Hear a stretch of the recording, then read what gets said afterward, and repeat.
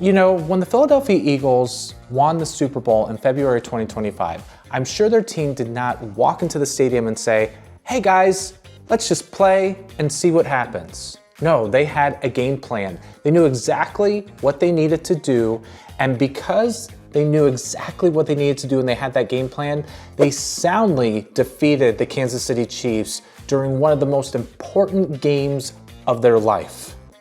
So, why are we talking about football here today? Well, the concept of having a game plan in football can also translate over to trying to buy a house, because you need to have a game plan in order to buy a house, especially when a home is considered one of the most important assets of your life. You see, I've worked with hundreds of people looking to buy a home, and I have seen that throughout the process, some people definitely do have a game plan and some people don't. And in this market, you need to have a game plan. You need to be able to know what it takes to be able to secure that most important asset in your life. So in this video, I'm going to be talking about some do's and don'ts that you need to be aware of when buying a home in the greater Lansing area. And be sure to stay tuned until the end, because the last one is a mistake that many people make when trying to buy their home, especially those who relocate outside of the area. So be sure to listen, because hopefully you won't make the same mistake that many people do with this last thing. So let's get started with this next episode of Lansing, Michigan Life right now.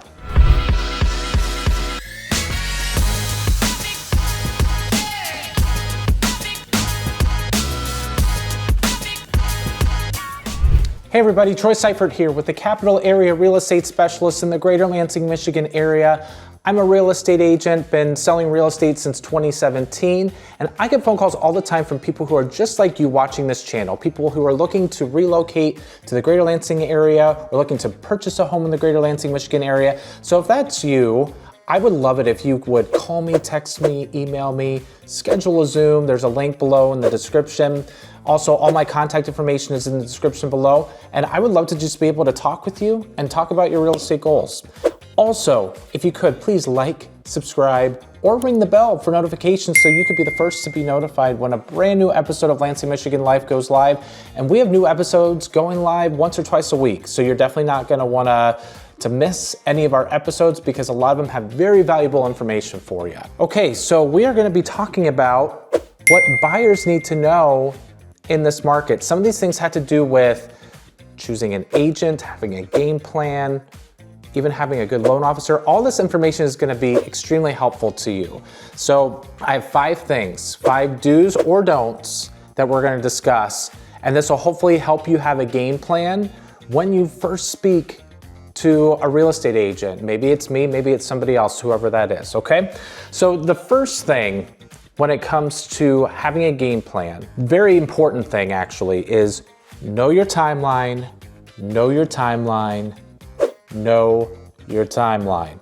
Okay? Some of you are wondering, what do you mean by that? So many of you who are looking to move to this area have a certain timeline that you had to find a house. Some of you are moving from another state, some of you are within the state, some of you, this is your first time buying a home, some of you have a lease that you have, some of you own a home somewhere else, and you don't know if you'd be able to buy a home somewhere else without selling that prior house. Okay, so there are all these different situations, and so some of these specifics that I'm going to give to you might help you in your timeline, trying to think, hey, when should we start looking in the greater Lansing area? And if I have a house that I need to sell, when should I start potentially putting that home on the market, okay? So maybe you're aware of this, maybe you're not, but the most busy months of real estate are in April, May, and June. And some years it starts as early as March as well. After July 4th, the market does tend to slow down a bit. But a lot of you who might be relocating for a job, if you're looking to go to Michigan State or you're getting a teaching job, you know, some of the jobs that you have, the contracts start towards the next school year, okay? So I know that some people have those timelines. Some of you have a very flexible timeline, and that's great. But some of you, again, have a house that you already own, or you have a lease that you might need to break. So you need to know if you are currently renting and this is maybe the first home you bought, or maybe you're just renting and this is the 5th home you bought. You need to know the terms of your lease. You need to know what the penalties are for breaking your lease. And then that will help determine when should I start looking for homes. I typically tell people you need to start looking for homes, give it a good 3, 4, or 5 months ahead of time. That's not too soon. And then if we do find something that is amazing and awesome, okay, then find out if you're okay with that penalty that could be in there. Now, whenever you buy a home, this is true for anyone out there, so this is gonna be valuable information for you. For anyone that buys a home, when they close on the house, no matter if it's the first day of the month or the 31st day of the month, your mortgage payment will be due the following month. Okay, let me say that again. When you buy a house, the month that you close on the house, okay, if it's the 1st or the 30th, it doesn't matter, your first mortgage payment will be the following month. So if you close on a house April 1st, your first mortgage payment will be June 1st. If you close on a house April 30th, your first mortgage payment will be June 1st. If you close in May, it'll be July. If you close in June, it'll be August. You guys get the picture, okay? So when you're looking to potentially move, you have to decide, okay, for our family, for our timeline, what is going to be best? Now, if you have a house you need to sell, you're gonna need to get with an agent that's outside of myself, unless you do live in Lansing. I'd be happy to help sit down with you and kind of figure out that timeline, but more than likely you're gonna be out of this area, whether you're out of state and if you don't have an agent out of area, I do work with some referral partners that I'd be happy to refer somebody over to you, but you need to sit down with that list agent and say, hey, we need to move to Lansing, Michigan in June. So when do we need to put our house on the market, okay? So you need to sit down with that agent and find out, okay, what could this look like, okay? Because I think the unexpected is always very scary. There's a lot of fear in that, I do find that. But if you can come up with a game plan, it usually all works out.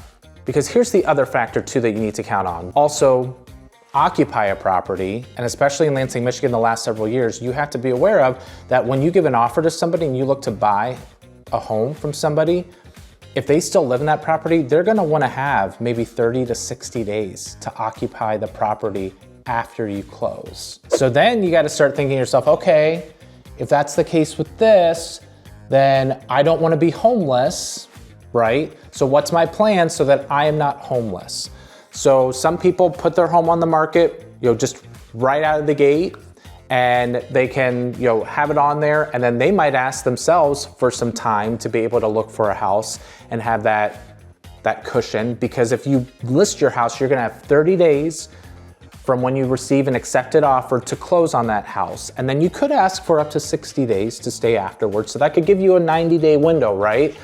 That's something you could ask your list agent to be able to do. I do that for my clients all the time. But again, with the timelines and everything, you could buy a house that the people don't need occupancy after closing. You can get right in. So then that timeline can shorten. But you need to sit down, look at your timelines and see what you're comfortable with.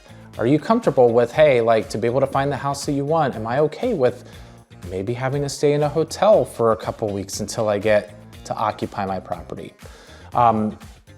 For myself too, an option that you could have is you could look into what's known as a bridge loan, to where you don't have to put a contingency of selling your home. And that's the thing, that's not gonna make you very competitive if you go in and you have to potentially put in a contingency to sell your home. So there's options that you could have that you could find your home first, not put the contingency in, know exactly where you're gonna go, and then list your house later. Okay, that's another option for you. And again, that's why it's important to speak with a list agent on a house you need to sell, because you need to make sure everyone's on the same page and that list agent is speaking with that buyer's agent here and that the timelines work together. It's gonna be so important for you. So know your timeline, know your timeline. I don't have a ton of time to be able to talk about this. I could go on for a lot longer with this. But again, if you need to be able to sit down with someone like myself, all my contact information is below. Schedule a Zoom with me. I'd be happy to speak further with you and just in further detail about this, because a lot of this is really important. You need to have a game plan. Second thing you need to be aware of when looking to buy a home in Lansing is don't contact the list agent. Okay, don't contact the list agent. I think that there are some people that are under the impression like, well, I don't need to have representation and I might be able to save $1 or $2 if I go directly with the list agent, because then I don't have to pay potentially a buyer agent commission, or the seller doesn't have to pay the buyer agent commission, so I could get the house for cheaper. That's what some people think. There are some people too that are very educated, that have looked through the process and they're like, I can handle things myself. But just imagine, again, like you're taking a risk. You're kind of, when I talked about the Philadelphia Eagles win the Super Bowl, they didn't just go in and be like, all right, let's see what happens, okay? Like they had a game plan, they knew what to do. You're going into an area that you are not very familiar with. It's a whole brand new area. You need somebody who's gonna be a local expert who's gonna help you out. If you go directly with the list agent, something you need to be aware of is then you are in dual agency, which means then that list agent can't give you any advice. They shouldn't share any advice with you. And if they do share advice with you, they are breaking the law and you can't trust them, okay? Just some food for thought. So for you as a buyer, they can't tell you anything. The seller, then all of a sudden it turns into this relationship they have with the seller to help promote their home into I can't tell you anything either. But then what happens in these situations, I'm just telling you, there's all these mind games. People are like, is the list agent telling the other party this? Is the list agent telling them this? Everyone just kind of holds their cards real close. And then when inspections come, guess what? The list agent can't tell you anything about what's a ridiculous thing to ask for, what's a common thing. They can't tell you anything, okay?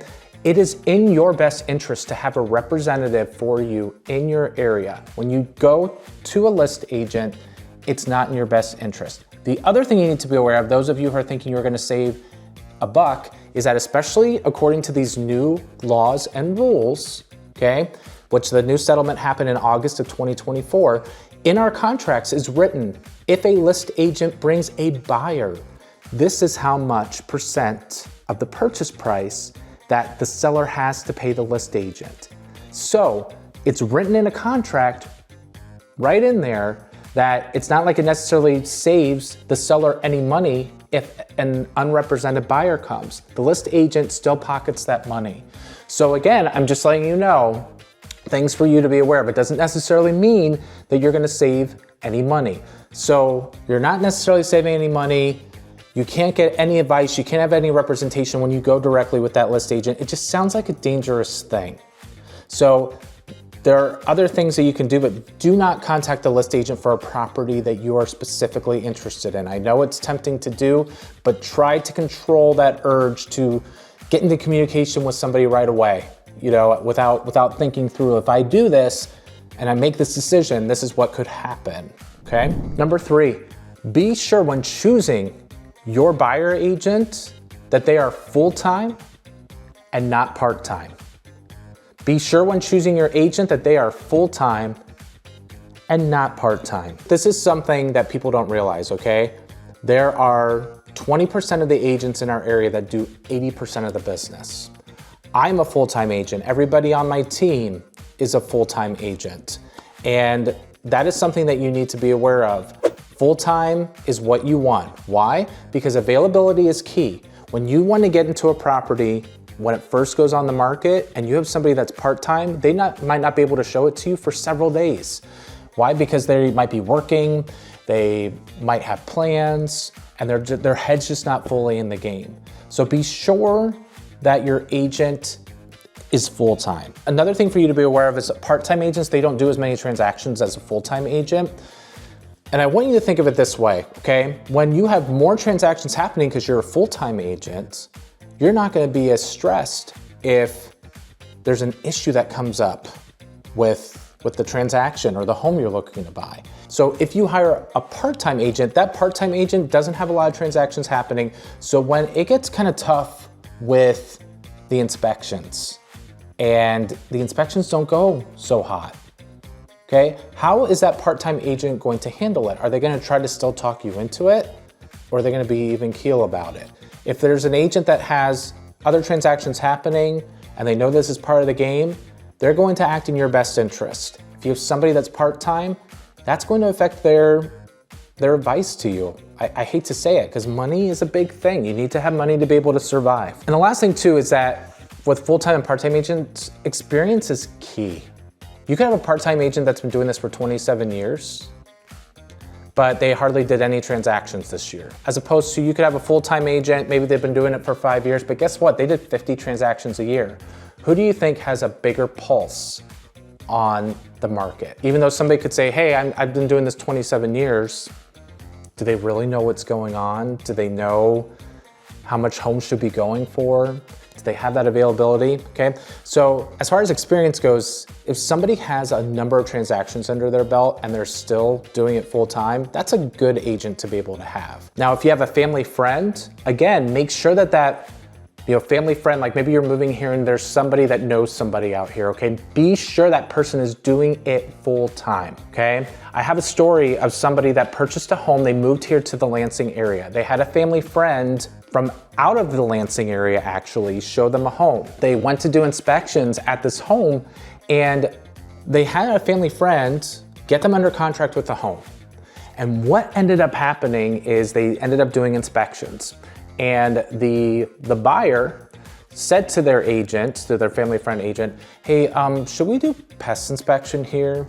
And the agent said, no, I mean, in Michigan, a lot of people don't end up doing a pest inspection. Well, let's fast forward a couple months later, and these buyer clients, because they did not do a pest inspection, had a huge termite problem. Absolutely huge.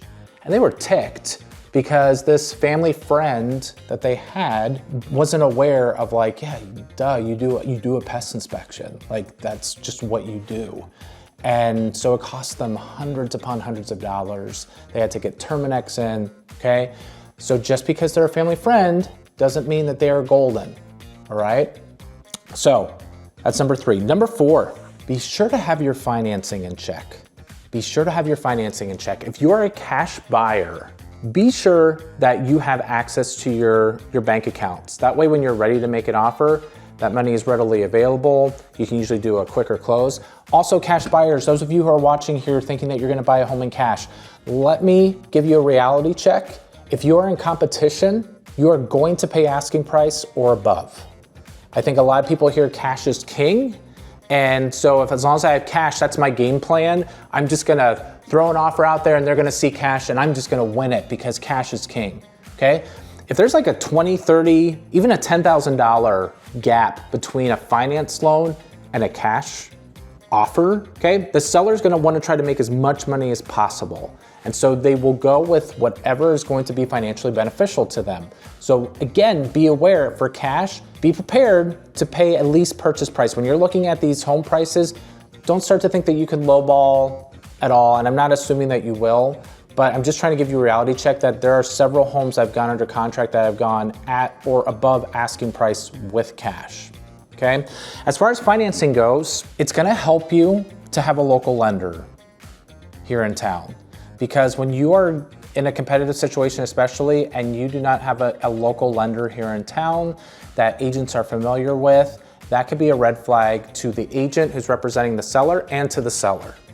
So some of these nationally known programs, you've seen the ads, I'm not gonna state who they are, but you probably know some of them, or even these big nationwide banks. Okay? They might be convenient to have, or they could be who you bank with and it's outside of the area. But I'm telling you, especially in a competitive offer situation, it's good to have a local lender because they have appraisers that have a pulse on the market and they are more thorough with their process. When an agent sees that pre-approval letter come through, more than likely that close date will be reached and that local lender has vetted that person.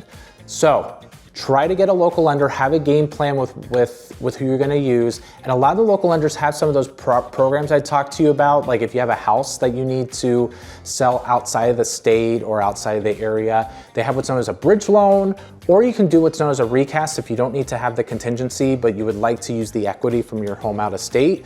You can do what's known as a recast, and as long as from when you close on your house you buy in, as long as you do the recast within 60 days, you can apply all that principal you made on that house out of state or out of the area, and it can lower your mortgage payment. You have one chance to do that, and it's a minimal fee. It depends, but mine was about $250 to be able to do that when I bought.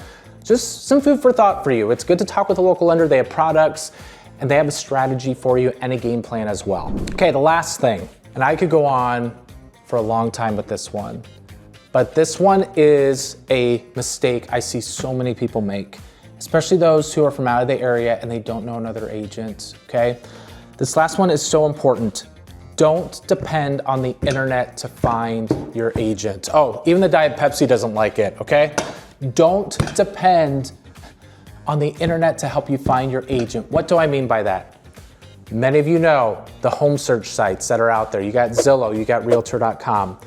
Let me help you be aware of how Zillow and Realtor.com work, okay? Yes, you can see what's for sale, what's available. And then they have a form, you've probably seen it before, that says, click here to contact agent.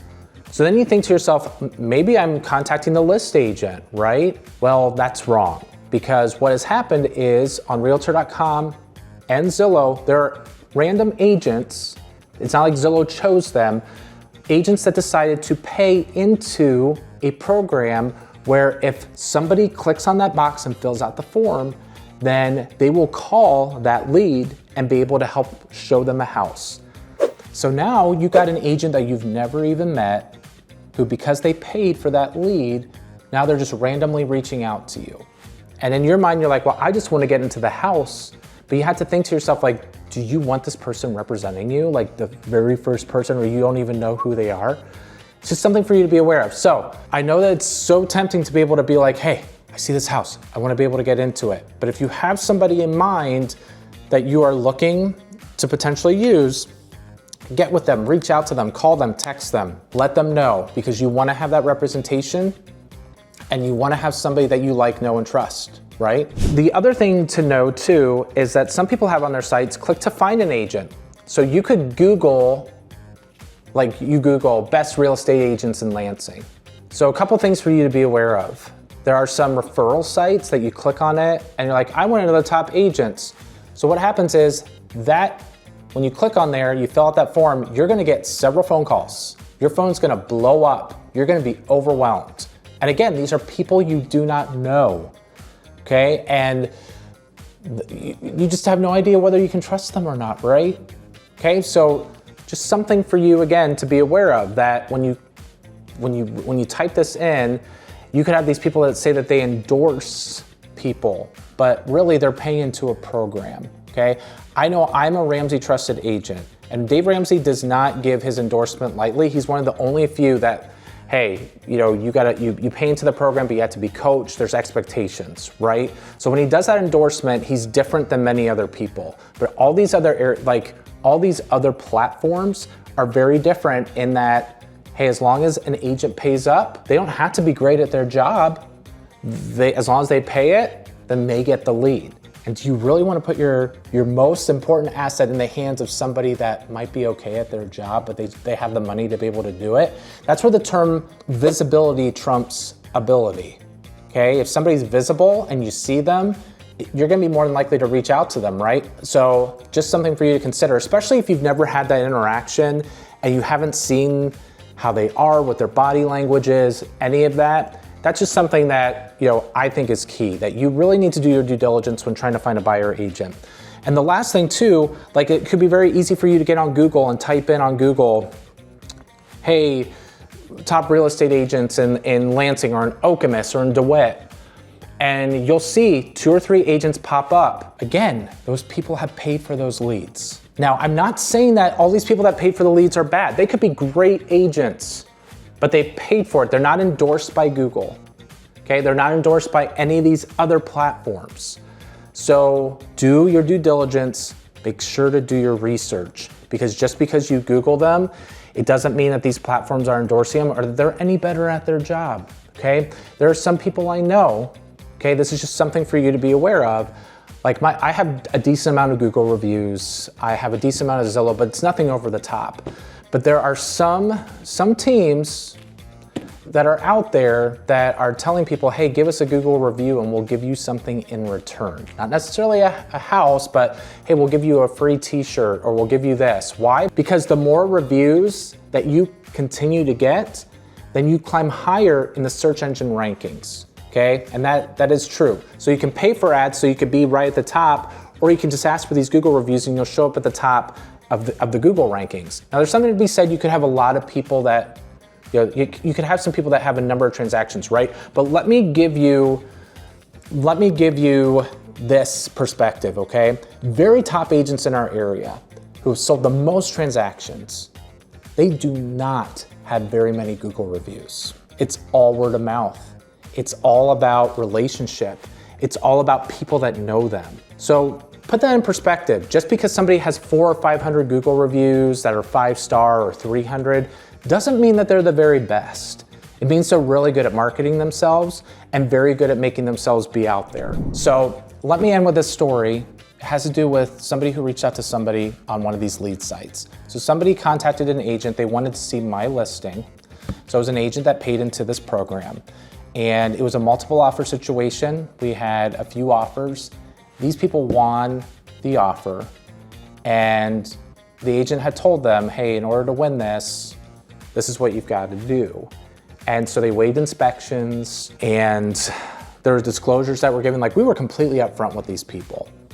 And get to the close table, everything is good, everything's amicable, and then all of a sudden, we hear from the agent that the buyer of the house wants to go after my seller because the chimney didn't work.